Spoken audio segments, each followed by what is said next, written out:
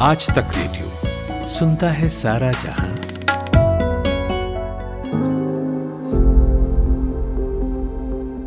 अभी जब मैं ये हेलो डॉक्टर रिकॉर्ड कर रही हूँ तो मुझे थोड़ा सा सर्दी ज़ुकाम जैसा फील हो रहा है। सर थोड़ा भारी है और गले में रह रहे कि खराश जैसा लगता है। और ये कुछ नया नहीं हो रहा है, अभी तो कुछ दिन में सर्दी तक हो जाएगी। हर ठंड के मौसम में ये एक बार सर्दी ज़ुकाम मुझे होना ही है, ये तो तय होता है। और अब तो ठंड भी बढ़ गई है और ये सिर्फ मेरे साथ नहीं, अगर आप भी इसे रिलेट कर पा रहे हो तो कई लोगों को ये समस्या होती है। ज़्यादातर लोग इस मौसम में कॉमन कोल्ड, जिसे सर्दी ज़ुकाम कहते हैं, उसका सामना करते हैं। हालांकि कुछ लोगों को ये ज़्यादा तंग करती है तो कुछ को कम करती है। वैसे सर्दी ज़ुकाम अपने आप में बहुत ज़्यादा बड़ी बीमारी तो नहीं है, लेकिन जब होती है तो इतनी ज़्यादा परेशान करती है कि ऐसा लगता है कि कोई काम ही ढंग से नहीं हो पा रहा है। ऐसा लगता है ना कि पूरे सिस्टम पर ही इसने टेक ओवर कर लिया है। ठंड आते ही इसके मामले क्यों बढ़ जाते हैं, इसका इलाज क्या है और इससे कैसे बचा जा सकता है, और सबसे ज़रूरी बात, क्योंकि सर्दी ज़ुकाम होता है तो हम हमेशा कफ सिरप की तरफ ही भागते हैं, पर क्या ऐसा करना सही है?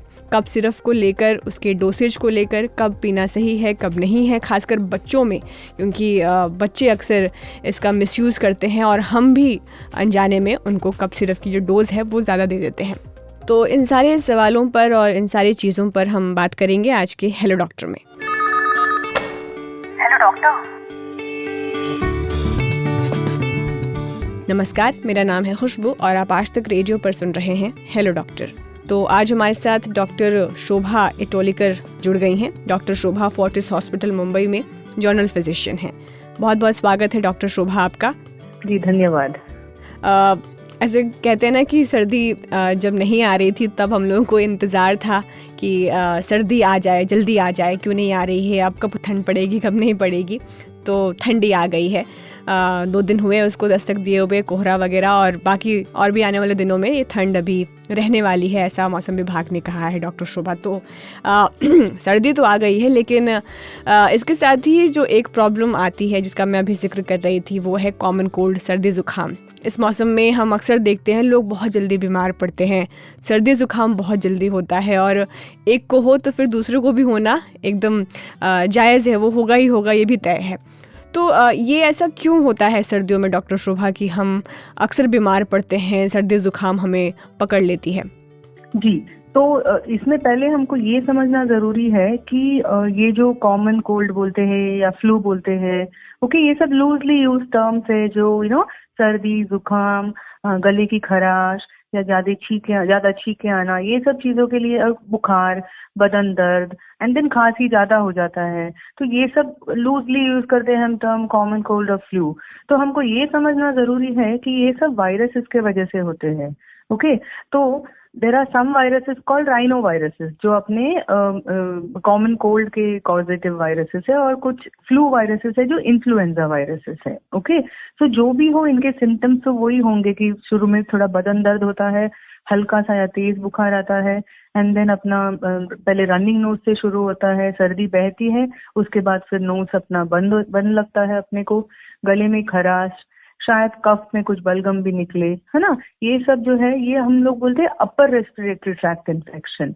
ओके, ये क्यों होता है ठंडियों में ज्यादा? दिस इज बिकॉज ठंडी में कैसा है, विंड स्पीड कम रहता है, ये जो हवा बहती है वो जब स्पीड कम होता है तो उसमें पार्टिकुलेट मैटर ज्यादा सस्पेंडेड रहता है हवा में, एंड उसके ऊपर से वायरसेस भी उसमें ट्रैप हो जाते हैं। ओके, सेकेंडली क्या होता है ठंडी में कि जो हमारा नेजल म्यूकोजा, जो नाक के अंदर का जो लाइनिंग है, वो जो प्रोटेक्टिव म्यूकोजा रहता है, जो डस्ट वायरसेस को ट्रैप करके अपने को एक तरह का प्रतिकार शक्ति देती है, वो म्यूकोजा है वो ड्राई हो जाती है। तो जब ड्राई हो जाती है तो अपनी डिफेंस मैकेनिज्म डाउन है, अपनी प्रतिकार शक्ति कम है, तो वायरसेस वहां पे थ्राइव होते हैं, यानी बढ़ते हैं और बॉडी को एंटर करते हैं। थर्ड रीजन ये है कि ठंडी के कारण हम ज्यादा आउटडोर प्रेफर नहीं करते हैं, हम घर में इंडोर रहते हैं, तो इसके वजह से वायरसेस एक दूसरे से फैलने के लिए बहुत ये इसके वजह से वायरसेस एक दूसरे से इजीली फैल जाते हैं, मतलब कंटेजियस जो बोलते हैं हम। इसके वजह से विंटर में हम ये ज्यादा आउटब्रेक्स देखते हैं। डॉक्टर शोभा, अगर आप ये भी बता सकें कि किस तरह के सिम्टम्स होते हैं। जैसे मुझे अभी ऐसे लग रहा है कि आने वाले दिनों में मुझे भी सर्दी ज़ुकाम होने ही वाला है, क्योंकि सर भारी है, नाक रह रह कर दर्द होता है, गले में खराश जैसा महसूस होता है। तो क्या ये सब ही लाइक कॉमन कोल्ड के सिम्टम्स हैं, या फिर कुछ और भी सिम्टम्स होते हैं जिस पर हम लाइक गौर कर सकते हैं? Yes yes. सो कैसा है, अभी हर एक ने अपना जिम्मेदारी ठीक से पार पाना चाहिए। जैसे समझिए आपको सर्दी है, आपको ऑफिस जाना ही पड़ेगा, आज बुखार जैसा भी फीलिंग है, तो आप मास्क अप कीजिए। तो आपकी जिम्मेदारी है कि आप वायरस को ट्रांसमिट न करें। मैं ये प्रिवेंशन और ये बाकी जो प्रिकॉशंस के बारे में जरूर बोलूंगी, बट जैसे आपने सिम्टम्स की बात की है ना, तो यूजुअली शुरू होता है ये जब वायरस बॉडी में एंटर करता है और वो जब मल्टीप्लाई करने लगता है, तो what happens during viral multiplication, body एक होता है, मोस्टली काफ पेन या जोड़ों में दर्द है, स्पेशली हाथ के जोड़ों में, कमर में दर्द, साइनस का इन्फ्लेमेशन जब शुरू होता है ना, तो सर आगे फ्रंटल हेडेक होता है, आंख के ऊपर ये होता है, या नोज के बाजू में मैक्सिलरी साइनस का जब इन्फ्लेमेशन होता है, थोड़ा सा नोज में बर्निंग सेंसेशन, रनिंग नोज ऐसे शुरू होता है। इसको हम वायरल प्रोड्रोम बोलते हैं। जैसे ये वार्निंग अटैक है कि बाबा आप बीमार पड़ने वाले हो। ओके, तो ये स्टेज में हम काफी केयर ले सकते हैं कि थोड़ा स्टीम इनहेलेशन, वार्म लिक्विड्स ले, ये सब, बिकॉज ये वायरसेस जैसे कोल्ड में सर्वाइव होते हैं, थोड़ा भी वार्मथ आ गया ना तो वायरस को किल करना आसान हो जाता है। तो ये प्रोड्रोमल, इसमें हम पहला ये प्रिकॉशन ले सकते हैं। देन आता है जो फेज आता है वो फीवर का। तो फीवर किसी को 1 दिन रहता है, किसी को 3 दिन रहता है। यूजुअली ये वायरल फीवर 3 से 5 दिन से ज्यादा नहीं टिकते। ओके, तो ये जो फीवर होता है वो ठंडी लग के तो हाई ग्रेड फीवर होता है। तो कभी कभी ये मलेरिया या डेंगू से भी कंफ्यूज हो सकता है, क्योंकि डेंगू भी एक वायरल फीवर ही है। ओके, लेकिन पेशेंट को ये सर्दी, जुकाम, गले में खराश ऐसे जब सिम्टम्स हो तो वो ज्यादा वायरल फीवर की तरफ पॉइंट आउट करता है। जैसे मैं बोलने गई, सिम्टम सब upper respiratory tract, nose, sinuses और थ्रोट को लिमिटेड रहते हैं। जब नींद में ये इन्फेक्शन छाती में चला जाता है तब पेशेंट को होता है ब्रोंकाइटिस। तो ब्रोंकाइटिस ये थोड़ा एस्थमा का वैरायटी है, जिसमें जो टेम्पररी रहता है। एस्थमा तो लाइफ लॉन्ग डिजीज होता है, ये ब्रोंकाइटिस है ये टेम्पररी। तो इसमें भी गीला खांसी, छाती में कफ भरा है, थोड़ा सांस फूलना, ऐसे किसी किसी में हो जाता है। तो इसको हम लोअर रेस्पिरेटरी ट्रैक्ट इन्फेक्शन कहते हैं। तो ये है सिम्टम्स वायरल फीवर के, कॉमन कोल्ड फ्लू इस चीजों की।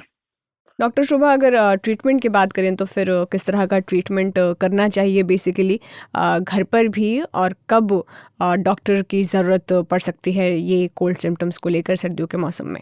जी, तो हम कहते हैं symptom, purely symptom based treatment. सर्दी है तो सर्दी की दवाई, खांसी है तो खांसी की दवा, बुखार है तो बुखार की दवा। It is as simple as that. Okay, तो इसमें एंटीबायोटिक का कोई रोल नहीं आता है, क्योंकि एंटीबायोटिक बैक्टीरिया के अगेंस्ट काम करता है। यहाँ I will just like deviate कि कुछ 5-10% लोगों में वायरल फीवर से शुरू होता है, बट बाद में उनको बैक्टीरियल सेकेंडरी इन्फेक्शन हो जाता है। इन्हीं लोगों में जिसमें बुखार ज्यादा दिन चलता है, या गले में पूरे येलो टॉन्सिलाइटिस है, या येलो हरा कफ आता है, ऐसे जब हो तो ही एंटीबायोटिक डॉक्टर के रिकमेंडेशन पे लेना चाहिए। बट जब कॉमन कोल्ड या फ्लू हो तो ये जो एंटी एलर्जिक मेडिकेशन है, ये रनिंग नोज या स्नीजिंग के लिए, ब्लॉक नोज के लिए ले सकते हैं। और जैसे फीवर के लिए है, जैसे पैरासिटामोल फीवर आने पे, यही सिर्फ रिकमेंडेड है।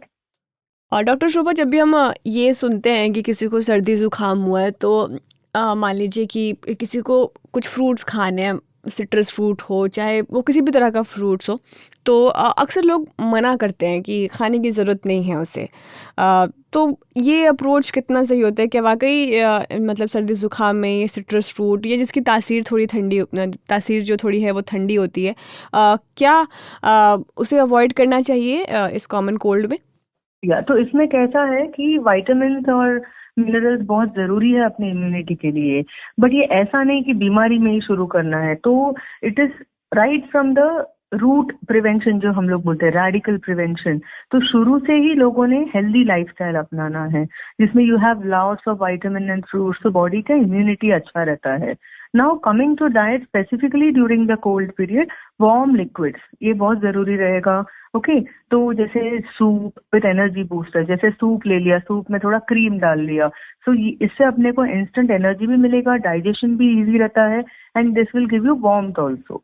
Okay, now regarding the citrus fruits, we do have mosambi, isn't it? Mosambi juice, अगर कोई भी चीज में अगर खटास ना हो जो थ्रोट को इरिटेट करता है, जैसे आप ग्रेप्स ले लो, आपने ज्यादा ग्रेप्स खा लिया तो वो एस्ट्रिंजेंट क्वालिटी रहता है, वो अपने थ्रोट को बुरा सा केमिकल फारेंजाइटिस दे देता है। तो अवॉइड दीज थिंग्स लाइक जो अपने थ्रोट को इरिटेट करे। लेकिन अगर आपने खा भी लिया तो I would suggest that drink lot of warm water, थोड़ा सा गर्म पानी में नमक डाल के आप गार्गलिंग जो कुल्ले करना बोलते हैं ना, वो सब आप करके थोड़ा गले को आप ये राहत दिला सकते हैं। और ट्रीटमेंट में एक ट्रीटमेंट की तरफ हम हमेशा बढ़ते हैं डॉक्टर शोभा, और वो है कफ सिरप। और अभी हाल फिलहाल में जो कफ सिरप को लेकर कई तरह की खबरें आई, हालांकि बाद में उसको भी लेकर कई कॉन्ट्रडिक्शंस हैं, बट कफ सिरप को लेकर पहले भी हम सुनते आए हैं कि कफ सिरप को थोड़ा अवॉइड करना चाहिए, पर ज़्यादातर लोगों को ये पता नहीं होता है कि कौन सा कफ सिरप लें, मुझे खांसी हुई है तो क्या लेना चाहिए, नहीं लेना चाहिए, किस टाइप की ज़ुकाम में कफ सिरप चलेगा, किस तरह का कॉम्पोजिशन उस कफ सिरप में होना चाहिए जो मेरे उस पर्टिकुलर खांसी के लिए ठीक रहेगा। तो ये सब कैसे तय करना चाहिए जब हम कफ सिरप की तरफ बढ़ते हैं? जी जी, अब मैं आपको मेरा पर्सनल एक्सपीरियंस बताती हूँ। यूजुअली जब पेशेंट्स मेरे पास ऐसे आते हैं कि कफ निकलता नहीं है या कफ कम नहीं हो रहा है, तो मैं प्रॉपर रिव्यू पहले करती हूँ। कुछ पेशेंट स्मोक करते रहते हैं, ओके, तो that could be direct patient come to us for treatment of cough, but they hide the fact that they are smoking like 10 cigarettes a day, 5 cigarettes a day। कुछ लोग का profession ऐसा रहता है कि they are travelling on the bike, और they have to sit in the AC for several hours। AC से भी थोड़ा बहुत एलर्जेंस आता ही है ना। तो ये सब जो रिस्क फैक्टर है वो पहले हमने इरेडिकेट करना चाहिए, रिस्क फैक्टर्स निकालना चाहिए। लाइक स्मोकिंग बंद कीजिए, पैसिव स्मोकिंग है तो अवॉइड दैट एटमोस्फियर जहाँ पे स्मोक हैवी होता है, okay. And then the second thing मैं कॉफ के लिए बोलूंगी कि कुछ लोगों को लेट डिनर की आदत है, जैसे एसिडिटी, ऊपर एसिड आके थ्रोट को इरिटेट करता है, ये भी एक गैस्ट्रिक कॉज होता है कॉफ का। तो जो हम लोग रिफ्लक्स बोलते हैं, तो अगर एसिड रिफ्लक्स होता है, ऐसे कुछ सिम्टम्स है तो उसको पहले ट्रीट करें, अपने आप ये कफ चला जाता है। मगर अगर ये कॉफ लग रहा है आपको कि ये वायरल पीरियड की वजह से ही है करके, इन दैट केस कॉफ की क्वालिटी पे डिपेंड करता है अपना treatment. So we have 2 types of cough syrup. One is for dry cough जिसको कॉफ सप्रेसेंट बोलते हैं, और दूसरा है वेट कॉफ के लिए रहता है, जो छाती में कफ अटका है, वो थिक है, म्यूकस निकल नहीं रहा है, उसको हम कॉफ एक्सपेक्टोरेंट बोलते हैं, जो वेट कॉफ के लिए दिया जाता है। यस, ऐसा नहीं है कि ये सेफ है, ये ओवर द काउंटर बहुत सारे कॉम्बिनेशंस में अवेलेबल है, and this should ideally not been taken without the doctor's supervision और द एडवाइस, ओके।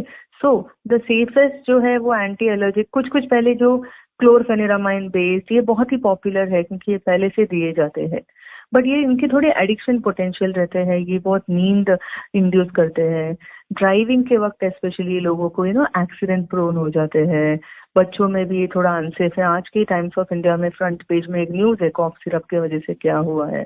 तो ये सब चीजें हमने ये ध्यान में रखना है, and you always consult your doctor before you take a cough syrup. But I can safely say that levocetirizine ऐसे कंपाउंड बेस्ड जो एंटी एलर्जिक है, simple levocetirizine based cough syrup should be okay to be taken, but again the dose will be decided by your doctor.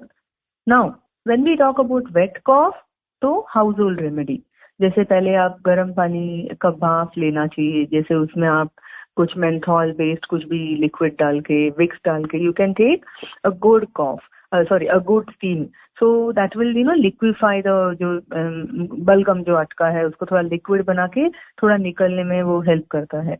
And थोड़े से bronchodilator based कुछ कॉफ syrups है, जैसे अपना एस्टालिन हो या वैसे चीजों से अपने को थोड़ी राहत मिल सकती है। मगर ये कॉफ सिरप के ऐसे साइड इफेक्ट होते हैं कि कभी पैल्पिटेशन होता है, ये कभी हार्ट पेशेंट्स में रिकमेंडेड नहीं है।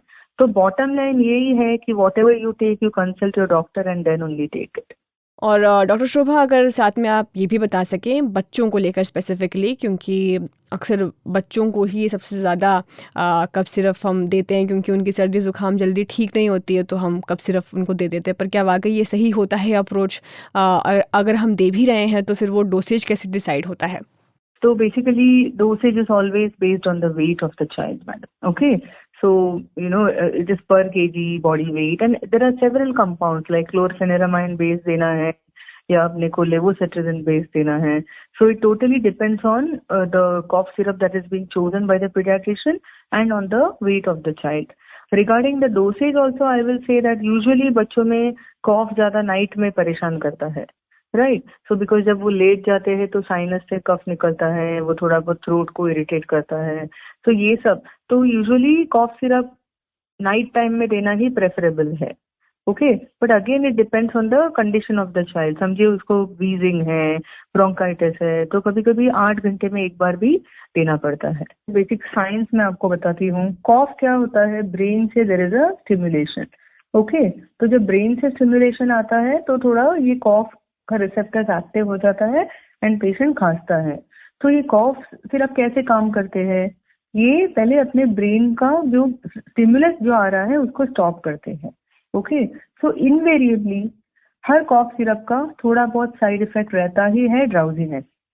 ओके. उसके बिना जैसे 2 चीजें हैं जो अपन एलर्जी के मेडिकेशंस लेते हैं, है ना, जैसे इचिंग के लिए या कॉफ के जो एलर्जी के लेते हैं, तो डेफिनेटली थोड़ा बहुत ड्राउजीनेस होता है. अभी हर एक का रिएक्शन हर एक के बॉडी टाइप पे डिपेंड करता है.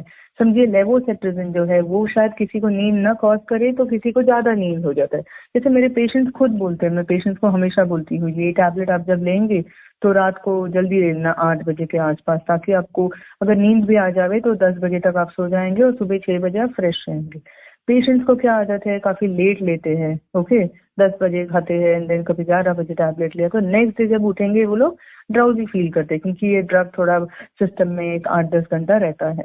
Okay. So to answer your question about Honitus, basically कैसा है, it's an Ayurvedic formulation. Okay. तो मैंने भी बचपन में लिया है. इनफैक्ट अभी भी मैं इंक्विजिटिव थी कि उसमें क्या है करके. So it is very difficult to say कि उसमें क्या है, because I am allopathy physician, but at the same time cough syrup invariably थोड़ा बहुत ड्राउजीनेस कॉज करेंगी. और सर्दी ज़ुकाम में लोग ये कहते हैं कि आपको इन्फ्लुएंजा वैक्सीन, जो फ्लू वैक्सीन है, वो आपको ले लेनी चाहिए. तो इसको लेकर आप क्या कहना चाहती हैं, किनको लेना चाहिए, किस एज ग्रुप को सबसे ज़्यादा ज़रूरत पड़ती है इसके लिए?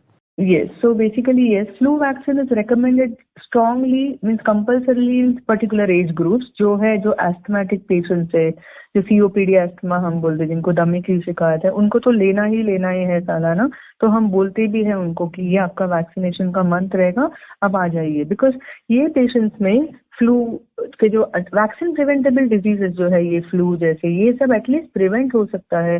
रिस्क ऑफ हॉस्पिटलाइजेशन है ना, तो रिस्क ऑफ सीवियर इलनेस, ये सब हम जरूर कम कर सकते हैं. सेकेंडली, हम जैसे हेल्थ केयर वर्कर्स जो डे एंड नाइट ऐसे पेशेंट्स देखते हैं, तो we are also at risk and हम कैरी भी करते हैं घर को, और हमारे घर में जो ओल्ड पीपल है. Okay. Second, third is extremes of age group, जो सबसे छोटे बच्चे about 6 years and elderly people about 70 years, इन सब में ये सब वैक्सीन डेफिनेटली रिकमेंडेड है. और कुछ पेशेंट्स जिनको हर साल फ्लू होता है, उसके वजह से लॉस ऑफ जब प्रोडक्टिव डेज, ऑफिस में जाना उनका अफेक्ट हो जाता है, साल में फ्रीक्वेंटली होता रहता है, इनको हम फ्लू वैक्सीन जरूर रिकमेंड करते हैं. और स्टीमर्स को लेकर, जैसे आपने भी शुरू में कहा कि आप स्टीम भी ले सकते हैं, पर अक्सर लोग इसको भी लेकर कंफ्यूजन में रहते हैं, नहीं पता होता कि कब लेना चाहिए कब नहीं लेना चाहिए. तो अगर आप ये बता सकें कि स्टीमर को कैसे इस्तेमाल करना चाहिए, कब करना चाहिए? Definitely, I will tell you one thing, prevention is always better than cure. Okay, आप एक गहरी सांस लेके देखिए और आपको पता चलेगा कि आपने काफी दिनों से गहरी सांस ली ही नहीं है. राइट. ओके. जैसा अपना रोज शौच रहता है मॉर्निंग में, you have to go to the bowel movement, तुम्हारा यूरिन मूवमेंट क्लियर, वैसा अपना रेस्पिरेटरी सिस्टम का भी हमने वो जो बिल्डअप रहता है दिन भर का जो वेस्ट प्रोडक्ट्स, वो क्लियर करना जरूरी है। इधर ही रोल आता है डीप ब्रीदिंग एक्सरसाइजेस, प्राणायाम, ये सब का।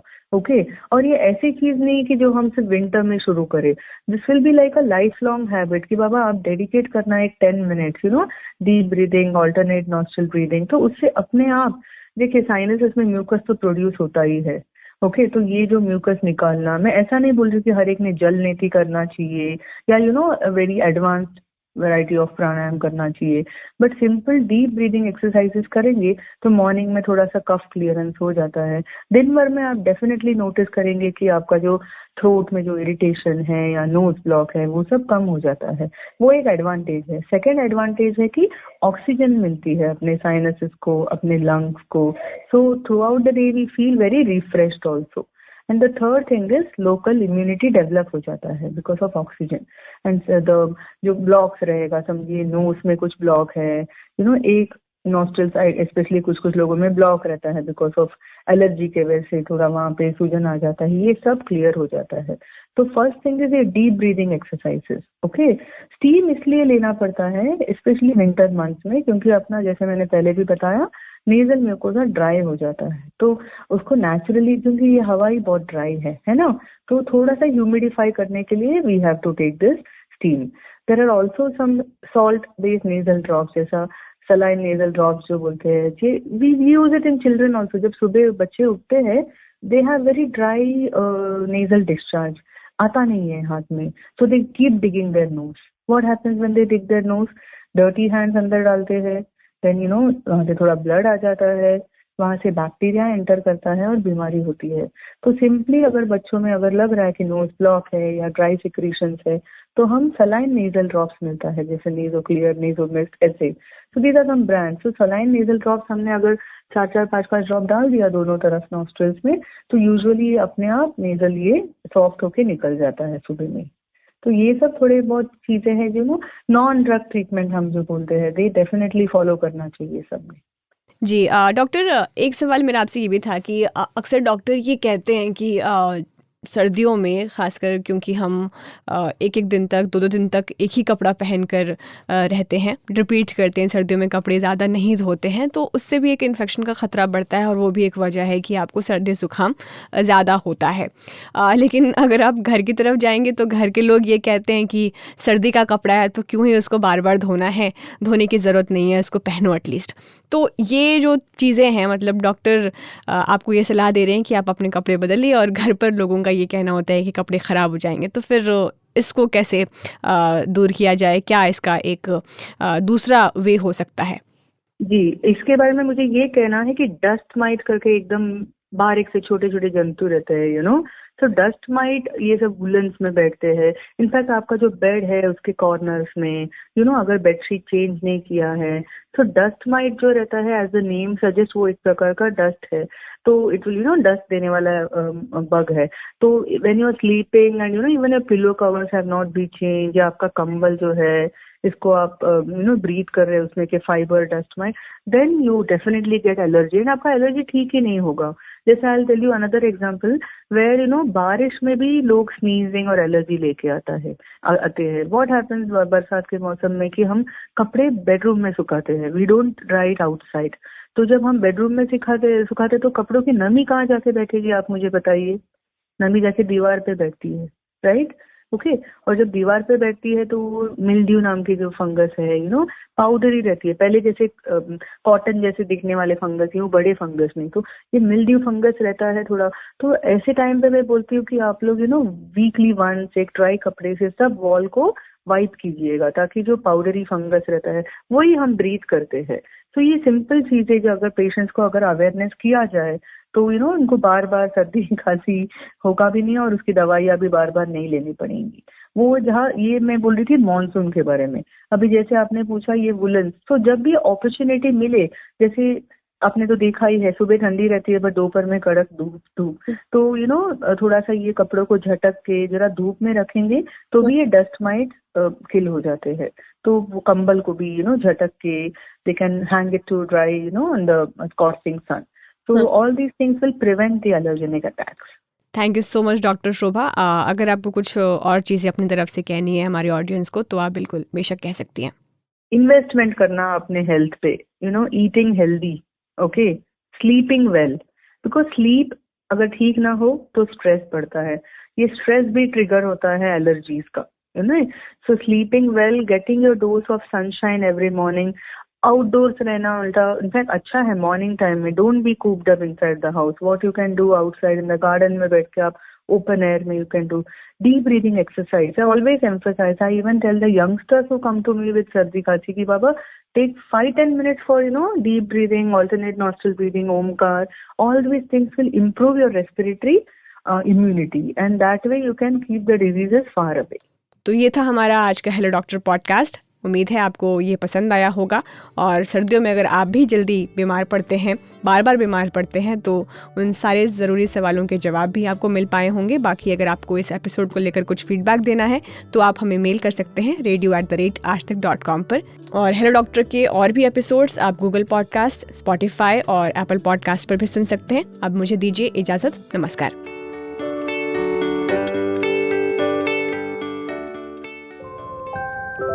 कहानियों का मौसम लौट आया है। किरदार जिनमें सांस ले रहे हैं हमारी रोजमर्रा की जिंदगी के एहसास। किसी आंख से टपका एक खामोश आंसू, किसी जबान पर आते आते रुक गई कोई बात, किसी की दबी हुई शरारती हंसी, किसी की मोहब्बत भरी एक नजर। हर एहसास में ढूंढिए खुद को, क्योंकि ये है story box. Story Box with Jamshed Kamar Siddiqui, only on Aaj Tak Radio.